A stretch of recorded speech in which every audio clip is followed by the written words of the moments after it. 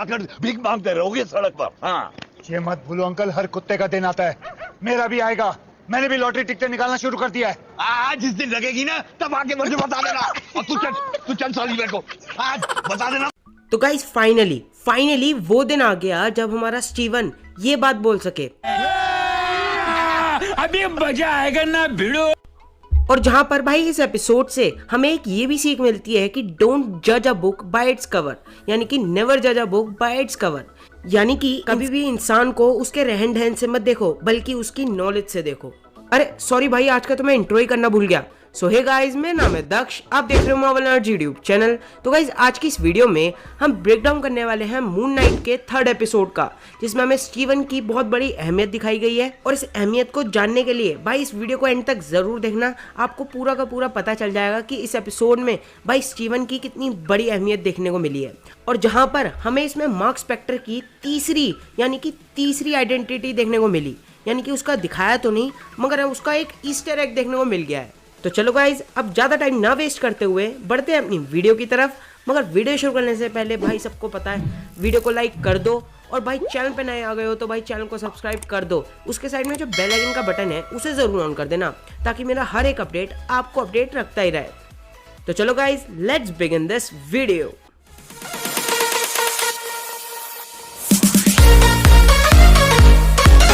तो एपिसोड की शुरुआत होती है हमारी लैला से, जहां पर हमें सीन दिखाया जाता है कि हमारी लैला एक अपनी फ्रेंड के पास आई हुई है जो कि उसकी मदद करती है, वो भी एक नकली पासपोर्ट बनवाने में, वो भी इजिप्ट का। और जहां पर हमें इस सीन में कुछ पता चलता है कि इसके फादर, भाई इसके मतलब लैला के फादर इजिप्ट में कहीं गायब हो गए थे या मर गए थे। जिसके बाद भाई अगर आप इसके नकली पासपोर्ट में ध्यान डालोगे तो भाई यहाँ पर अगर आप लैला का फुल नेम पता कर सकते हो।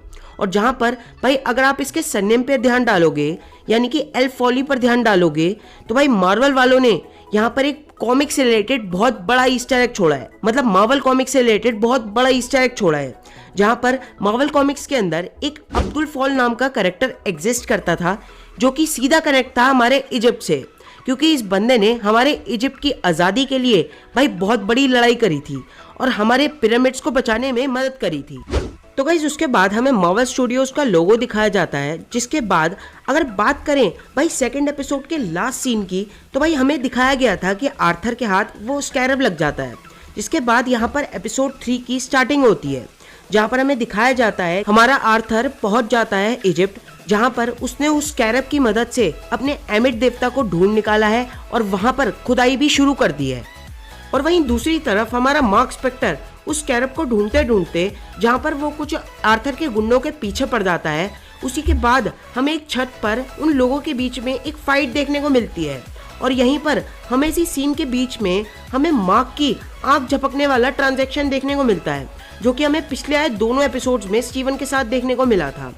जिसके बाद हमें मार्क एक टैक्सी में बैठा हुआ दिखता है, और जहां पर हमें पता चलता है कि वो तो एयरपोर्ट जा रहा था, मगर भाई वो एयरपोर्ट क्यों जाएगा। जहां पर उसी सीन के बाद हमें एक और ट्रांजैक्शन देखने को मिलती है, और इस बार हमें देखने को मिलता है कि यहाँ पर मार्क ने उन सारे गुंडों को मार दिया है, और जहां पर मार्क ने उन्हें नहीं मारा होता।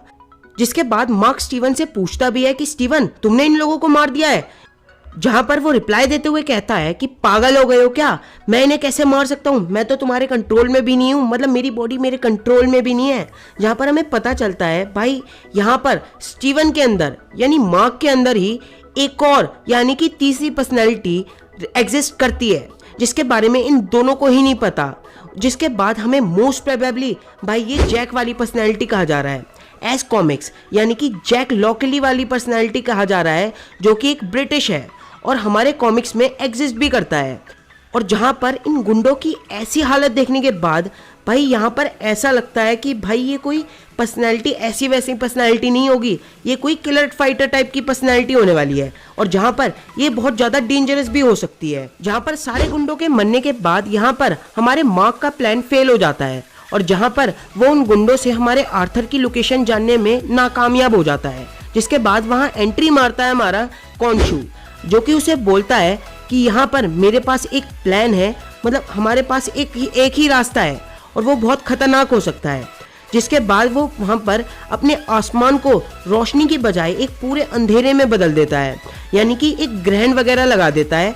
और यह अपने सारे गॉड्स के साथ एक मीटिंग रखता है। उसके बाद हमें गॉड्स की एक मीटिंग दिखाई जाती है और जहाँ पर वो मीटिंग एक पिरामिड ऑफ गीजा के अंदर दिखाई जाती है, जो कि काफी ज्यादा अमेजिंग दिखाई जाती है और जहाँ पर हमें कई सारे गॉड्स देखने को मिलते हैं, जिसके बारे में हम आगे बात करेंगे। और यहीं पर भाई अगर मैं बात करूं ऑस्कर आइजैक की वॉइस की, बिना तमाशा किए चुपचाप करेंगे, तुम्हारी तरह बिल्कुल नहीं। अब क्या कर लेंगे?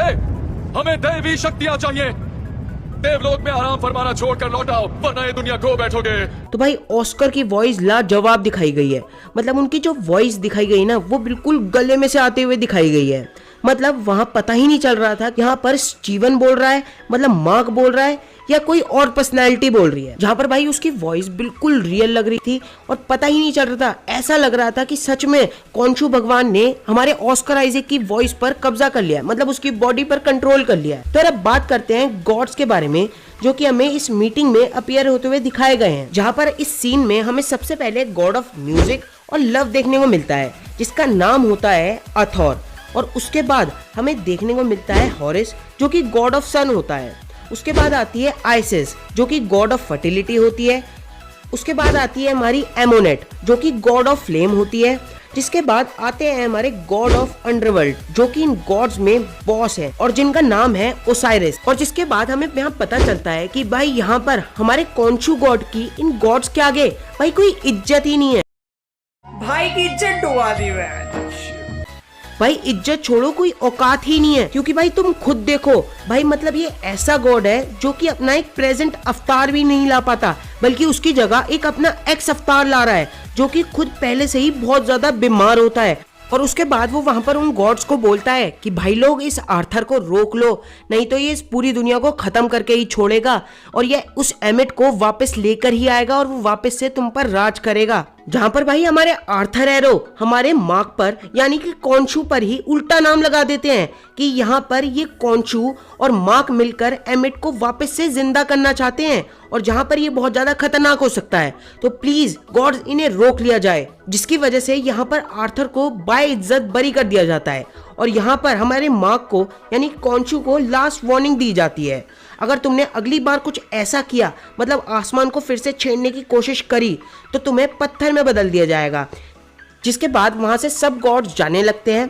पर यहाँ पर हमारी गॉड ऑफ म्यूजिक और लव को यहाँ पर हमारे मार्क पर यानी कि कॉन्शु पर थोड़ा सा तरस आ जाता है और वो उसकी मदद कर देती हैं और वो उसे बोलती हैं कि एमिट को चुपचाप दफनाया गया था। मतलब किसी गॉड को भी नहीं पता था कि एमिट को कहाँ पर दफनाया जा रहा है, क्योंकि उसके इलाका मतलब एमिट का हर तरफ कोई ना कोई भक्त मिलता ही था। मगर वो उसे बताती है कि एक सेन्फू नाम का सिपाही है जिसको पता है कि एमिट का मकबरा कहाँ है। तो वो बोलती है कि अगर हमें सेन्फू का ताबूत मिल गया तो हमें एमिट भी मिल सकता है और हम एमिट के मकबरे तक पहुंच सकते हैं। जिसके बाद इसी तलाश में उसे मिलती है लैला, जो कि उसे बोलती है कि मुझे पता है तुम क्या ढूंढ रहे हो। और जहाँ पर वो उसे एक बंदे के पास लेकर जाती है जिसका नाम होता है एंटोन मोगार्ट, जो कि हमारी कॉमिक्स में भी पहले से ही एग्जिस्ट करता है और मून नाइट का एक बहुत बड़ा पेटेंट विलन होता है और जिसका विलन नेम होता है मिडनाइट मैन, जिसको एक काफी ज्यादा पागलपन होता है कि एक कलेक्शन इकट्ठा करने में, मतलब एक हीरे मोती वगैरह इकट्ठा करने में, ज्वेलरी वगैरह इकट्ठा करने में एक पागलपन होता है। तो यार बैक टू द टॉपिक, अगर बात करें इस एपिसोड की, तो भाई इस एपिसोड में हमारे एंटोन मोगार्ट के कैरेक्टर को प्ले करा है गैस्पर्ड यूलियल ने, जिनके बारे में मैंने आपको पहले भी बताया था, मतलब इंस्टाग्राम पे पहले ही नोटिफिकेशन दिया था कि इनकी 2 महीने पहले, सैडली कहना पड़ रहा है कि 2 महीने पहले इनका एक कार एक्सीडेंट हो गया था जिसमें वो मारे गए थे।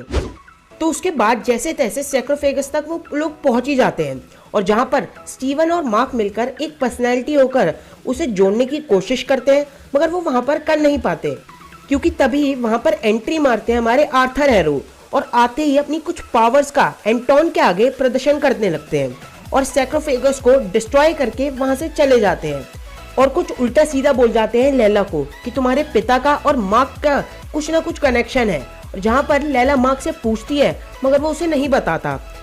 जिसके बाद भाई यहाँ पर हमें कुछ फाइट देखने को मिलती है, जहां पर हमें मून नाइट की भाई फिर से एंट्री देखने को मिलती है। और भाई यहाँ पर जो मून नाइट की ट्रांजैक्शन दिखाई गई है भाई, यानी कि मार्क से मून नाइट में जो ट्रांजैक्शन दिखाई गई है भाई, उसका क्या ही कहना।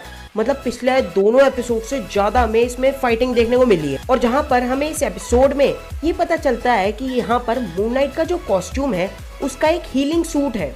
मतलब उसको कोई भी कितना भी मार ले, मतलब उस पर कितने भी बंदे गोलियां चला ले, उसको कुछ होने का ही नहीं और वो वापस से हील कर जाएगा, वापस से भाई हीलिंग करके पूरा का पूरा सही हो जाएगा, जो कि कॉमिक्स से बिल्कुल ही डिफरेंट दिखाया गया है। जहाँ पर हमारे कॉमिक्स में ये सूट बिल्कुल एक सिंपल सूट होता है। उसके बाद वहाँ से लैला और मार्क कैसे ना कैसे वहाँ से भाग जाते हैं और कहीं दूर चले जाते हैं और बाहर निकलकर उस सैक्रोफेगस को जोड़ने की कोशिश करते हैं। जहाँ पर लैला मार्क को बोलती है कि मार्क, स्टीवन को बाहर आने दो, सिर्फ वही एक बंदा है जो कि इसे जोड़ सकता है, क्योंकि उसे ही सारी इस चीज़ की नॉलेज है। जिस वजह से मार्क किसी न किसी वजह से स्टीवन को अपनी बॉडी पर कंट्रोल करने ही देता है। जिसके बाद कुछ ना कुछ करके स्टीवन उस सैक्रोफेगस को जोड़ देता है। मगर उस सैक्रोफेगस को जोड़ने के बाद उसमें जो तारे दिखाए जा रहे थे वो करीब 2000 साल पहले के थे, जिसको दोबारा से देखना नामुमकिन था। मगर यहाँ पर कॉन्शु अपने आप पर एक और खतरा उठाता है और फिर से आसमान में कुछ छेड़छाड़ करके उन 2000 साल पहले तारों को वापस से ले आता है, जिसकी वजह से हमारे सारे गॉड्स कॉन्शु को एक पत्थर की मूर्ति बना ही देते हैं। और जहाँ पर कॉन्शु स्टीवन से बोलकर जाता है कि मार्क को जरूर कहना कि वो मुझे बचाने जरूर आए। और भाई अगर मैं बताऊं, यहाँ पर मार्वल वालों ने बहुत तगड़ा CGI यूज करा है अभी तक। अगर भाई मैं बताऊं, यहाँ पर मार्वल वालों ने बहुत तगड़े VFX यूज करे हैं पिछले आए दोनों एपिसोड से, मतलब बहुत ज्यादा यूज करे हैं। मतलब भाई जो यहाँ पर आसमान बदलते हुए इफेक्ट्स दिखाए गए ना, वो बहुत तगड़े दिखाए गए हैं। जिसके बाद हमारे गॉड्स एक साथ मिलकर हमारे कॉन्शु को एक पत्थर में बदल ही देते हैं। और जहाँ पर अब हमारे मार्क के साथ उसका गॉड कॉन्शु नहीं रहा, तो देखते हैं कि आगे उसकी ऐसी चीजों में कौन मदद करता है और क्या उसके पास अब अपनी कॉस्ट्यूम रही है या नहीं, मतलब उसके पास अपना हीलिंग फैक्टर है या नहीं है। तो गाइज यहीं पर ये एपिसोड हो जाता है खत्म। जहाँ पर भाई अगर कोई चीज भी मेरे से रह गई हो या मेरे से कोई मिस्टेक हो गई हो, तो भाई उस चीज को कमेंट में लिखकर जरूर बता देना। मैं उसे एक्सप्लेन करने की जरूर कोशिश करूंगा। उम्मीद करता हूँ आपको मेरी वीडियो पसंद आई होगी, मतलब एपिसोड का ब्रेकडाउन जरूर पसंद आया होगा। अगर हाँ तो भाई वीडियो को एक लाइक जरूर दे देना। और अगर गलती से मार्वल नर्ड्स पे नए आ गए हो तो भाई चैनल को सब्सक्राइब जरूर कर देना, क्योंकि यहाँ पर मार्वल से रिलेटेड कंटेंट आते हैं और आप सबके लिए आते ही रहेंगे। और उसके साइड में जो बेल आइकन का बटन है ना, उसे जरूर ऑन कर देना, ताकि मेरा हर एक अपडेट आपको अपडेट रखता ही रहे। और भाई मार्वल नर्ड्स को इंस्टा पे भी फॉलो कर लो, वहाँ पर मैं हर रोज कोई ना कोई अपडेट देता ही रहता हूँ, तो जाकर जरूर फॉलो कर लेना। लिंक आपको डिस्क्रिप्शन में मिल जाएगा और स्क्रीन पर भी यूजर नेम दिख रहा होगा। इसके बाद भाई हमें मार्वल नर्ड्स को ट्विटर पर भी जरूर फॉलो कर लो, वहाँ पर हम रोज बातें करते ही रहते हैं। जहाँ पर आपको ट्विटर का यूजर नेम आपको स्क्रीन पर दिख रहा होगा और लिंक डिस्क्रिप्शन में भी मिल जाएगा, तो जाकर जरूर फॉलो कर लेना। तो चलो यार, आज की वीडियो में बस इतना ही। मिलता हूँ अपनी अगली वीडियो में ऐसे ही अमेजिंग टॉपिक के साथ। तब तक के लिए गुड बाय।